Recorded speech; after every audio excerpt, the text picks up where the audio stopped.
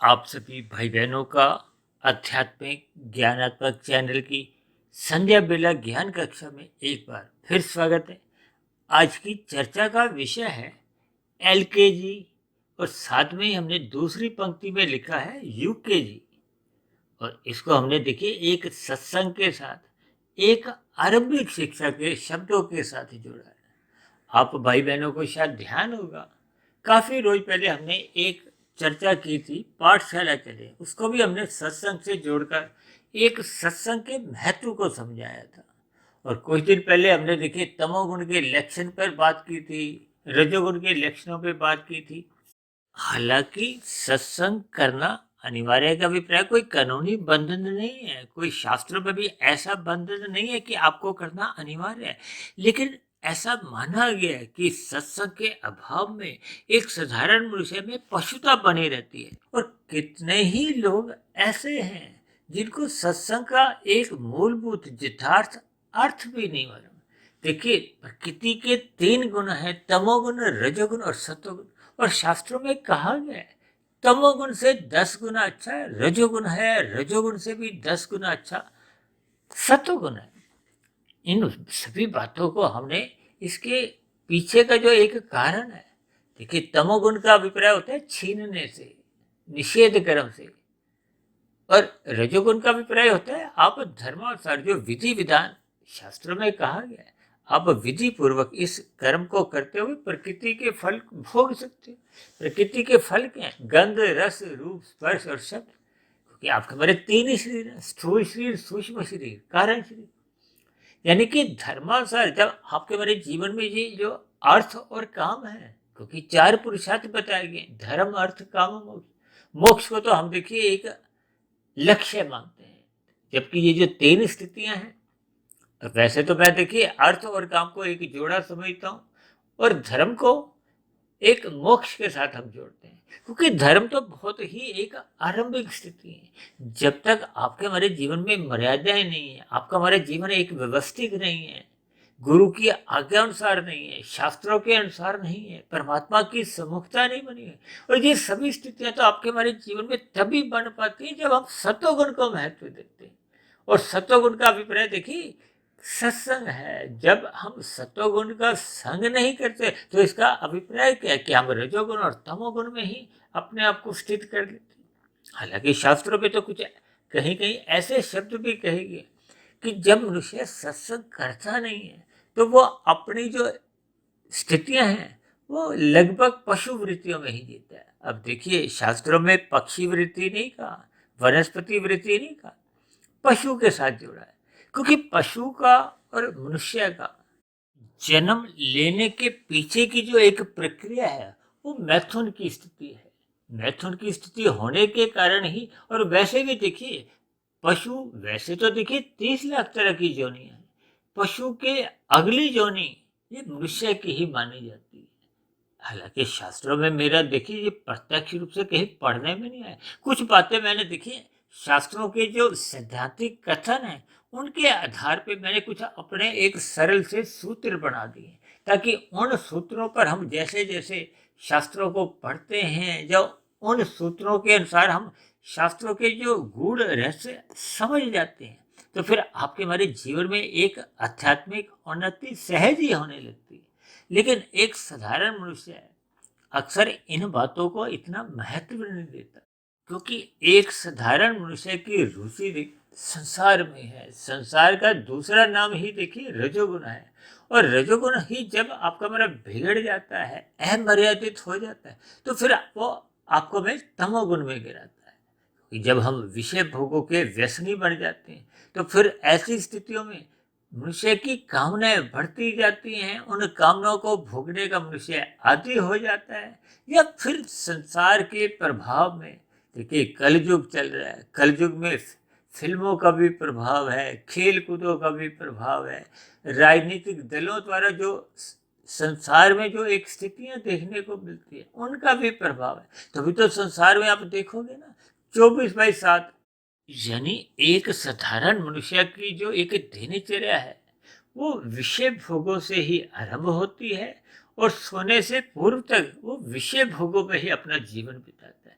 बस यूं ही उसका बचपन अवस्था, युवा अवस्था, वृद्ध अवस्था बीतते बीतते मृत्यु की स्थितियां आ जाती हैं। यानी कि मनुष्य का जो एक जीवन है वो भोग वृत्ति में ही बना रहता है, और भोग वृत्ति के कारण ही मनुष्य बार बार अपने जीवन में गलतियां करता है, पाप कर्म करता है। अक्सर इन सभी स्थितियों को एक साधारण मनुष्य समझता नहीं है। समझता इसलिए नहीं है क्योंकि वो सत्संग नहीं करता। संसार में अक्सर सत्संग को लोग वृद्धावस्था के साथ जोड़कर अपनी स्थिति को एक अलग कर देते हैं। यानी कि जब वृद्धावस्था आरंभ होगी तो फिर परमात्मा का नाम जप कर लेंगे। अक्सर ये साधारण स्थितियां मन पटल पर एक साधारण मनुष्य की कुछ ऐसी ही मन की स्थितियां देखेगी। जबकि देखिए, हम तो शास्त्रों का जो एक क्रमबद्ध तरीके से जो ज्ञान है, क्योंकि आपके बारे देखिए 3 शरीर है, स्थूल शरीर, सूक्ष्म शरीर और कारण शरीर। स्थूल शरीर का उतना अधिक महत्व नहीं है, जबकि आज संसार में लोग स्थूल शरीर को ही अधिक महत्व देते हैं। और स्थूल शरीर को अधिक महत्व देने का अभिप्राय क्या है कि हम अपने विषय भोगों को महत्व देते हैं, क्योंकि स्थूल शरीर के स्तर पर ही विषय भोगों को भोगने की मनुष्य की इच्छा होती है। उसी के लिए ही मनुष्य धन चाहता है, अर्थ यानी कि कामना को वो स्थूल शरीर के स्तर पर भोगना चाहते हैं। देखिए, मन के स्तर पर तो हम बिना धन के भी उन स्थितियों का एक चिंतन कर लेते हैं। देखिए, स्थूल शरीर के स्तर पर ही आपका हमारा कर्माशय बनता है। मन की स्थिति पर कोई प्रत्यक्ष रूप से आपका हमारा कर्माशय नहीं बनता। संस्कार तो मन के भी बनते हैं, यानी कि हम मानसिक रूप से जो भी चिंतन करते हैं, मनन करते हैं, संस्कार तो उसके भी बनते हैं। फिर बने हुए संस्कार ही आपके मन बुद्धि में फुरने जगाते हैं, विचार लाते हैं, वृत्तियां उठती हैं। फिर नए सिरे से वो कर्म होते हैं, और जब कर्म स्थूल शरीर के स्तर पर होते हैं उनका कर्माशय बनता है।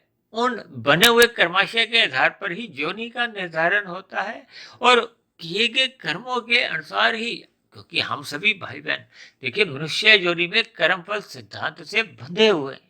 बंधे हुए का अभिप्राय क्या है कि एक ऐसी व्यवस्था है, जैसे हम यातायात में स्कूटर चलाएं, चाहे कार चलाएं, बस चलाएं, तो हम यातायात के नियमों से बंध जाते हैं।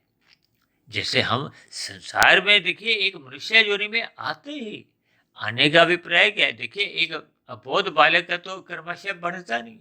हालांकि शास्त्रों में मेरा ऐसा पढ़ने में भी है, लेकिन मेरी अपनी एक व्यक्तिगत एक विचार है कि जब तक बचपन अवस्था में एक बच्चे की कामुक इंद्रियां एक विकसित नहीं होती, जो कि 10-12 वर्ष के आसपास के दौरान ही होती, तब तक उसका कर्माशय लिखा नहीं जाता। ऐसी और कुछ लोगों की ऐसे भी भ्रम की स्थिति है कि तब स्थिति में जो जो बच्चों का कर्माशय होता है वो माता पिता के अकाउंट में जाता है, माता पिता के खाते में जाता है। देखिए, एक दूसरे के खाते में कुछ भी नहीं जाता है, ना जाता है ना आता है। ये सभी स्थितियां ज्ञान के अभाव में मनुष्य अपने मन की स्थितियों को बना लेते हैं, क्योंकि जब तक हम शास्त्रों का अध्ययन ज्ञान पूर्वक नहीं करते। और आज तो हमने देखिए वीडियो का नाम ही बहुत साधारण शब्दों के साथ लिखा है, LKG और UKG। हालांकि मुझे देखिए LKG और UKG का नाम तो देखिए बचपन से ही हम सुनते आ रहे, लेकिन कभी इस नाम के पीछे का जो एक जिसको कहते हैं इसका पूरा मतलब क्या है, LKG की पूरी फॉर्म क्या है, तो फिर मैंने देखिए गूगल पर जाकर इसको थोड़ा इस पर मैंने वर्क किया, कार्य किया, तो फिर मुझे पता चला कि ये जो LKG और UKG है, हालांकि L और U ये अपने आप में देखिए एक चर्चित शब्द है, क्योंकि आज से तकरीबन 30-35 साल पहले जब हमारे समय में देखिए एक सरकारी पद में LDC होते थे, UDC होते थे, तो L और U तो देखिए उसी से ही संबंध रखता था। तो ये जो LKG है ये शास्त्रों में तो कहीं इसका नाम नहीं है, लेकिन हमने इसको एक आरंभिक एक सत्संग के साथ जोड़कर थोड़ी चर्चा को एक आसान सा बनाया है, ताकि एक साधारण मनुष्य अपनी स्थिति को पहचाने। अब ऐसे कितने ही मनुष्य देखिए, भौतिक शिक्षा की तो ये बहुत ही आरंभिक स्थिति है, इनको कहते हैं ना प्ले स्कूल। अब प्ले स्कूल का अभिप्राय क्या है कि खेलो और सीखो, और इसी तरह ये जो LKG का अभिप्राय जो मुझे पढ़ने में आया वो देखिए लोअर किंडर गार्टन से है, जिसका मैंने अर्थ ढूंढते ढूंढते जो पाया वो ये था कि ये बाल विहार है, यानी कि खेल खेल में ही बच्चे को कुछ मर्यादाएं सिखाई जाती हैं। ये एक भौतिक शिक्षा का एक आधार है। जैसे हम कहते हैं ना, सत्संग करो सत्संग करो। अक्सर देखिए सत्संग को सुनने से लिया जाता है, जबकि ये सत्संग सुनने से भी है और पढ़ने से भी है। चाहे आप देखिए इन वीडियो को सुनो, चाहे आप कोई भी सात्विक ग्रंथ को आप पढ़ते हो, वो भी एक एक सत्संग है। जब भी आप अखबार में या कोई पुस्तिका में भी कोई परमात्मा से संबंधित कुछ बातों को पढ़ते हो तो वो भी एक सत्संग है। यानी कि पढ़ने से हो चाहे सुनने से हो, दोनों ही स्थितियों में ये सत्संग की स्थिति है। जबकि सत्संग का मेरा जो एक व्यक्तिगत राय है, देखिए जब हम परमात्मा और आत्मा की एक स्थितियों पर विचार करते हैं, ये दोनों चेतन तत्व हैं। क्योंकि पूरे के पूरे जितने भी शास्त्र हैं, जो कि मूलभूत रूप से तो देखिए वेद हैं, वेदों से ही फिर उपनिषद लिखे गए, पुराण लिखे गए। फिर गीता का तो देखिए जो एक छोटा सा ग्रंथ है, जिसको भगवान श्री कृष्ण जी ने अर्जुन के रथ पर ही युद्ध के आरंभ होने से पहले, ये एक गीता का एक ज्ञान है जो कि भारत में नहीं विदेशों में भी देखिए एक साधारण मनुष्य को एक मोटे स्तर पर गीता का ज्ञान का थोड़ा थोड़ा बोध है। और भारत में तो देखिए, क्योंकि गीता ग्रंथ के नाम से अक्सर मनुष्य इन सभी स्थितियों से परिचित है। और भगवान श्री कृष्ण ने तो गीता में अर्जुन के रथ को ही आपके हमारे स्थूल शरीर से जोड़ा है। और जो उस रथ के 5 घोड़े हैं, उनको 5 भोग्य विषयों से जोड़ा है। और उन घोड़ों की लगाम को मन से जोड़ा है।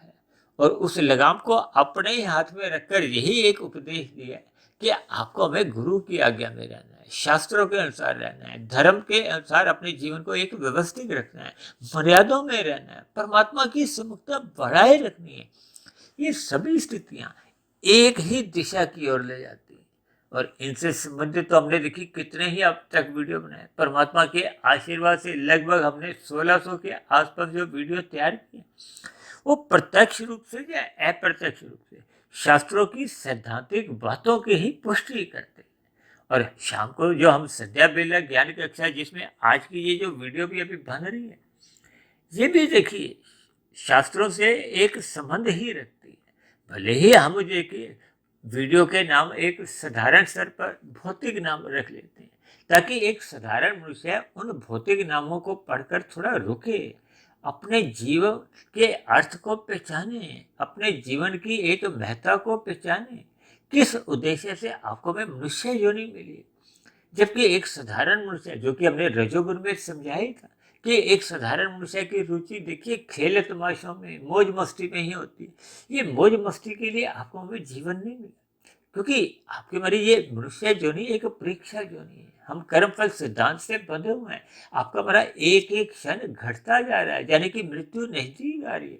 और मैं तो अक्सर बार बार कहता हूँ, माता के गर्भ में आते ही आपका हमारा अभी जन्म तो स्थूल रूप से हुआ नहीं, लेकिन आपकी हमारी आयु 9 महीने में कितनी ही सांसें तो घट जाती है जो हम माता के गर्भ में ही लेते हैं। लेकिन अक्सर इन सभी स्थितियों पर मनुष्य विचार नहीं करता। देखिए हम प्रारब्ध में जाति, आयु और भोग लेकर आते हैं। जाति का निर्धारण तो देखिए माता के गर्भ में होते ही एक निश्चित हो जाते हैं कि मनुष्य जो नहीं। आयु का अभिप्राय सांसों से। यदि हमारी आपकी सात्विक दिनचर्या रहती है, सात्विक भोजन लेते हैं, व्यायाम करते हैं, सत्संग करते हैं, तो हम एक नियमित मिली हुई आयु जीते हैं। और यदि हम मौज मस्ती में अपना जीवन व्यतीत करते हैं, राजसी खाना पीना खाते हैं, तो आपकी हमारी आयु थोड़ी घट जाती है। और जब मनुष्य तामसी पदार्थों का सेवन करता है, तो फिर आपकी हमारी आयु और अधिक घट जाती है।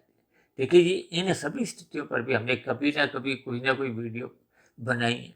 लेकिन आज हमारा केवल इतना ही आप सभी भाई बहनों से एक विनती है कि जैसे हम बच्चों को LKG UKG में भेजते हैं, ताकि उनका जो भौतिक शिक्षा जो उन्होंने अभी 20 22 25 वर्ष अपने जीवन के पढ़ने हैं, किस लिए?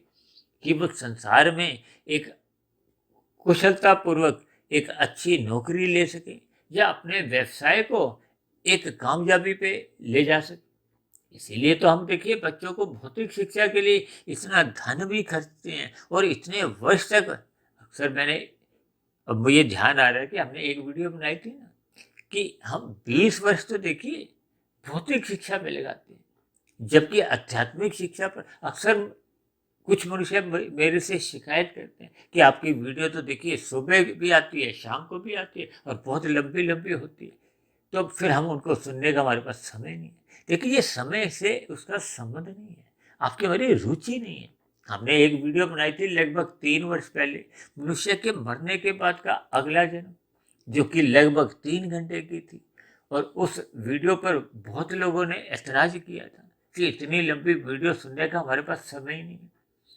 देखिए एक साधारण मनुष्य सिनेमा हॉल जाता है, 3 घंटे की फिल्म देखता है, आने जाने में 2 घंटे लगाता है। और मैच भी देखिए 4-4, 6-6 घंटे के होते हैं। और पहले तो क्रिकेट के देखिए 5-5 दिवसीय मैच होते थे, उसमें भी सीरीज चलती थी। लोग जिस काम में मनुष्य की रुचि होती है उसके लिए तो वो समय निकालता है। अब ऐसे कितने ही मनुष्य हैं जो पार्कों में देखिए एक ताश खेलते रहते हैं, 2 घंटे 4-4 घंटे खेलते रहते हैं। ये सभी स्थितियां रुचि के अंतर्गत हम अपना समय एक अपने दिनचर्या बिताते हैं। अब कितने मनुष्य हैं जो मनुष्य ब्रह्म मुहूर्त में उठते हैं, जबकि ब्रह्म मुहूर्त सतोगुण की एक शुद्धतम स्थिति है। और हम तो बार बार कहते रहते हैं, क्योंकि हम तो प्रतिदिन की जो वीडियो है, चाहे वो ब्रह्म मुहूर्त उपदेश कक्षा हो, चाहे संध्या बेला ज्ञान कक्षा हो, हम इन वीडियो को देखिए बनाते तो केवल ब्रह्म मुहूर्त में है। प्रसारण का समय इनका अलग अलग है और इनके विषय थोड़े अलग अलग होते हैं। इन सभी स्थितियों को आपको हमें चिंतन में लेना होगा, अपनी दिनचर्या को व्यवस्थित रखना होगा, ताकि मनुष्य अपने जीवन की महत्ता को पहचाने। महत्ता यही है कि हम सत्वगुण का अधिक से अधिक संग करें।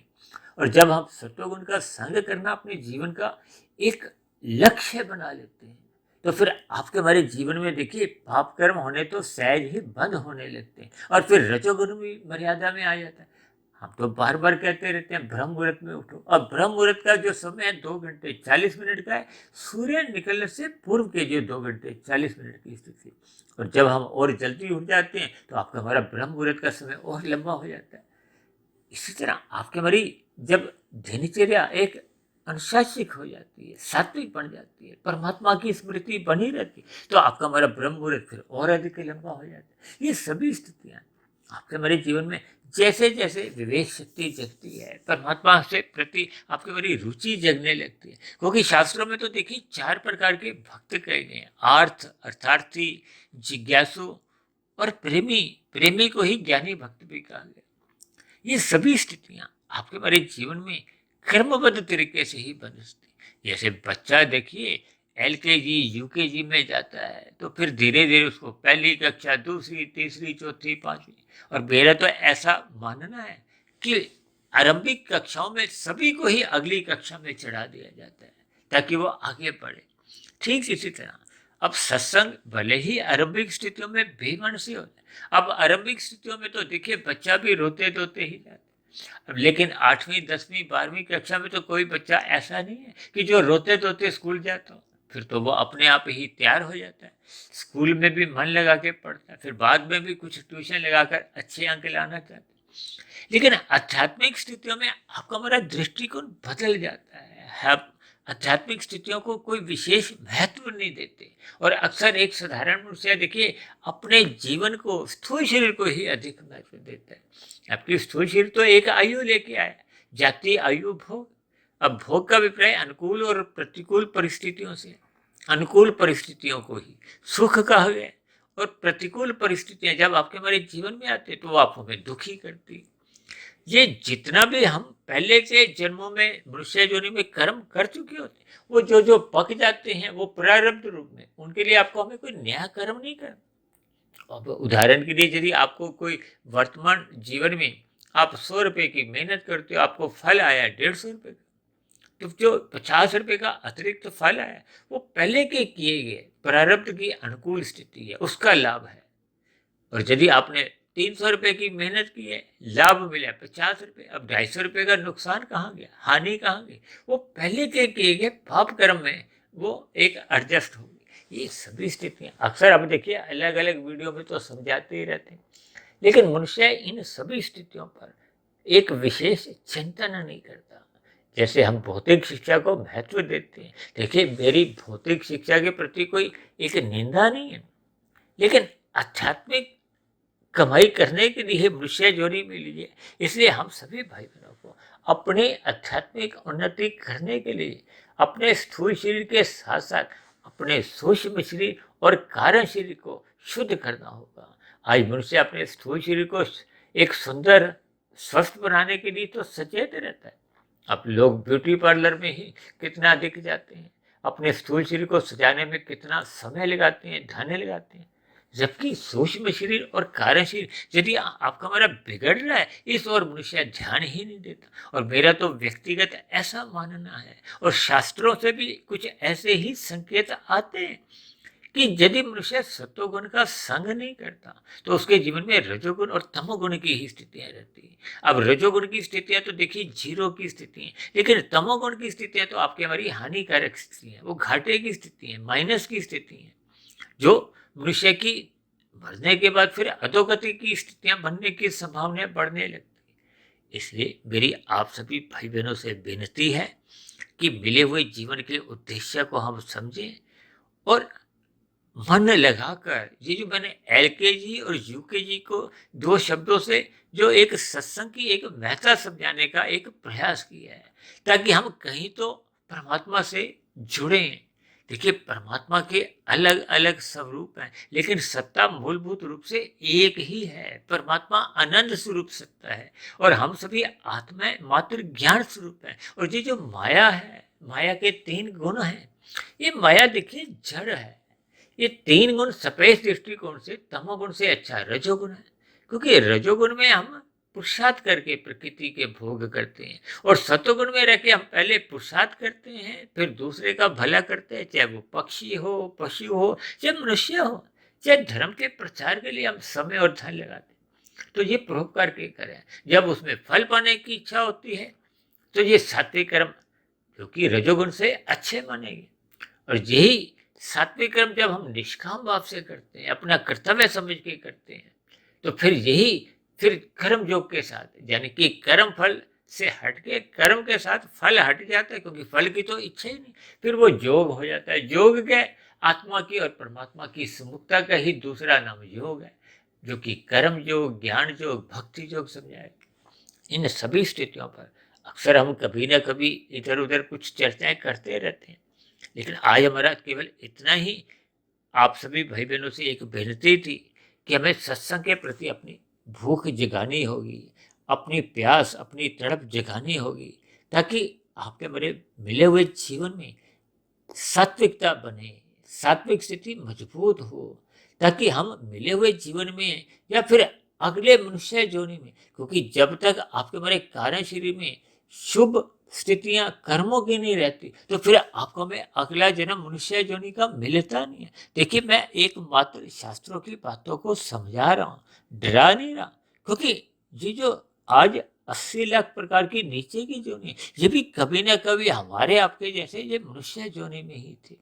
इन्होंने भी सत्संग की बातों को हल्के में लिया था। हल्के में लेने का अभिप्राय क्या है कि विषय भोगों को गंभीरता से लिया था, और विषय भोगों को गंभीरता से लेते लेते वो परमात्मा में आते आते उन फलों को तो खाना आरंभ कर दिया, लेकिन उसके लिए उन्होंने कर्म नहीं किए। कर्म नहीं किए का अभिप्राय क्या है? तो फल उन्होंने छीने, हेरा फेरी किए, निषेध कर्म किए, अनितिगत कार्य करते हुए अपना पाप कर्मों का कर्मशय बढ़ाया, जिसके फलस्वरूप देखिए परमात्मा तो न्यायकारी है। अब नीचे की जो 80 लाख प्रकार की वो दंडमय जोनि है। भले ही परमात्मा क्योंकि परम दयालु है, इसलिए उन्होंने नीचे की जोनियों को क्रम से अचेत रखा हुआ, लेकिन आपको हमें तो देखिए सचेत रखा हुआ। लेकिन आज कलयुग में कुछ ऐसी स्थितियां भी है, मनुष्य देखिए शराब पीकर, सिगरेट, मादक पदार्थों का सेवन करता हुआ, और आजकल तो लोग देखिए तंबाकू, गुटखा कुछ मुंह में रखते हैं, जिसके कारण उनकी बुद्धि का स्तर गिरता जाता है, वो अचेत स्थितियों में जा रहे हैं। यानी कि हमें आगे बढ़ना है, लेकिन हम पीछे जा रहे हैं। तो इन सभी स्थितियों पर आपको हमें विचार करना होगा, अपनी दिनचर्या को व्यवस्थित रखना होगा, ताकि हम आध्यात्मिक उन्नति के राह पर अपना एक लक्ष्य बनाएं, हम लाभ कमाएं। अन्यथा ये विषय भोग भले ही देखिए धर्मानुसार यदि हम करते हैं तो आपका हमारा लाभ भी नहीं है और हानि भी नहीं, जीरो की स्थिति। लेकिन रजोगुण में अक्सर मनुष्य लंबे समय तक टिक नहीं पाता, वो कब तमोगुण में गिर जाता है, मनुष्य को स्वयं भी पता नहीं चलता। पता तब चलता है जब आपके हमारे जीवन का लगभग अंत आने वाला होता है। देखिए ये सभी स्थितियां आपको में चिंतन करनी होगी। जैसे परीक्षा के देखिए अंतिम 5-10 मिनट रहते हैं ना, तो मनुष्य सोचता है ये भी लिख दो, ये भी लिख दो। और परीक्षा खत्म होने के बाद जब पेपर छिड़ जाता है तो अक्सर कुछ मनुष्य कहते हैं अरे इसका तो मैंने उत्तर ऐसे लिखना था, वो मैं लिख नहीं पाया। देखिए ये सभी स्थितियां दृष्टांत रूप में, उदाहरण रूप में आपको मैं उतने ही अंश में समझनी है कि आपको मन बुद्धि के स्तर पर कुछ एक सात्विक ज्ञान की स्थितियां बने, ताकि हम परमात्मा से जुड़े। देखिए हमने उदाहरणों से मात्र उतने अंश में ही शिक्षा लेनी है कि परमात्मा को पाना, परमात्मा के प्रति एक प्रीति जगे, संस्कारों को हम शुद्ध करते जाएं, बुरे जो संस्कार पहले के बने हुए हैं उनको हम दग्ध बीज करते रहें। और ये तभी संभव होता है जब हम सत्संग करते हैं। उसी सत्संग को मैंने देखिए एलकेजी और यूकेजी के साथ जोड़कर थोड़ी चर्चा को आगे बढ़ाया। हो सकता है मेरी बातों पर एक साधारण मनुष्य को कोई एक ऐतराज भी हो सकता है, कुछ लोग बुरा भी मान सकते हैं कि हमने इन शब्दों को सत्संग के साथ जोड़ा है। देखिए सबकी अपनी अपनी सोच होती है, हम सभी भाई बहनों का एक ही लक्ष्य है कि हम अपने मिले हुए जीवन का सदुपयोग करें, और सदुपयोग सत्संग करने में ही है। विषय भोगों में लिप्त रहते हुए आपके हमारे जीवन की देखिए यदि हम रजोगुण में ही रहते हैं तो कोई लाभ हानि की स्थिति नहीं है, जीरो की स्थिति है। क्योंकि स्थूल शरीर के मरने पे भौतिक उपलब्धियां वो भी शून्य ही मानी जाती हैं।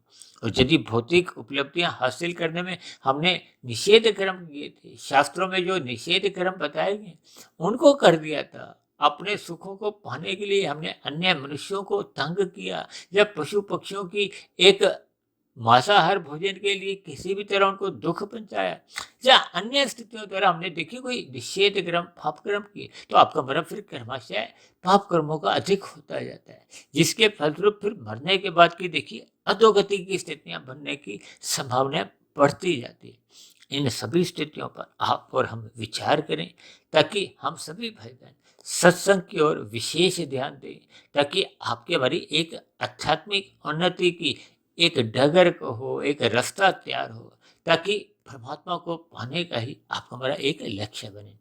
इन्हीं शुभकामनाओं के साथ चर्चा विशेष को यही विश्राम देते हैं। कल सुबह फिर मिलते हैं ब्रह्म मुहूर्त ज्ञान उपदेश कक्षा में। तब तक आप अपने आध्यात्मिक मित्र सुधीर भाटिया फकीर को इजाजत दें। आप सभी भाई बहनों को बहुत बहुत शुभ रात्रि, और सुबह ब्रह्म मुहूर्त में उठने के लिए मेरी ओर से बहुत बहुत शुभकामनाएं। फिर भी चर्चा संबंधित आपके मन में कोई प्रश्न उठ रहा हो, या मेरी कही गई बातों पर कोई आपको आपत्ति नजर आ रही हो, आपका कोई मतभेद हो, मेरी कही गई बातें आपको आधी अधूरी लगती हो, तो नीचे दिए गए कमेंट्स बॉक्स पर आपके प्रश्नों का, सुझावों का और ऐसे ही सभी आपत्तियों का सदा ही स्वागत है।